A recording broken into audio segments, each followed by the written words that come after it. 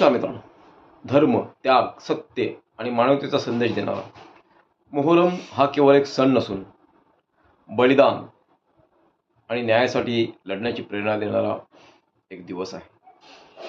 आदरणीय उपस्थित मान्यवर गुरुजन आणि माझ्या मित्र मैत्रिणींनो, आज मी मोहरम या पवित्र दिवसाविषयी 2 शब्द सांगणार आहे.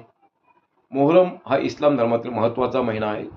या महिन्यात इमाम हुसेन आणि त्याच्या सहकाऱ्यांनी सत्य, न्याय आणि मानवतेच्या रक्षणासाठी महान बलिदान केले. करबला येथील युद्धात त्यांनी अन्यायाविरुद्ध संघर्ष करताना आपल्या प्राणांचे बलिदान दिले.